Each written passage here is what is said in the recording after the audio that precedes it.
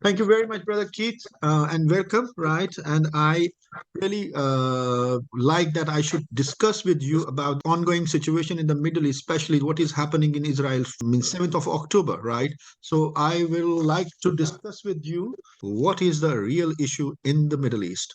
So I straightly come to my first question. Is it accurate to say that the Middle East issue is a fundamentally about land? Or does historical evidence indicate a deeper problem related to the hatred of Jews? The problem is the land is the excuse to attack the Jews. The issue is just about Jew hatred. If you look at the history of the Jews and you look at the modern history of Israel, you can see this is so.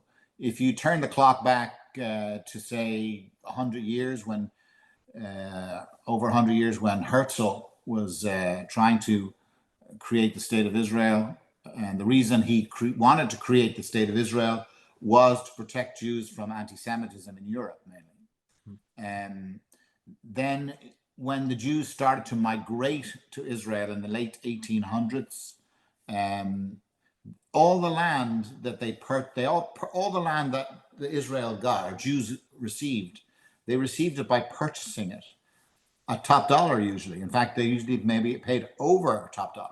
So this idea that the Jews stole land from the so-called Palestinians is a complete myth.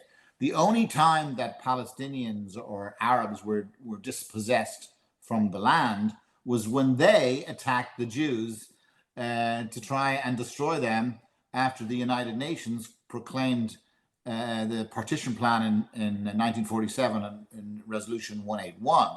And that is the only time that they lost land, because they waged war against the Jews. And the only time that Arabs have lost land is when they were aggressive and attacked the Jews, right? In a defensive war, and under international law, if you wage war against another country and you lose land as a result of that aggressive war, you're not entitled to that land back. Yeah. So the world is also a hatred of the Jew, because they support the idea of giving up land in defensive wars.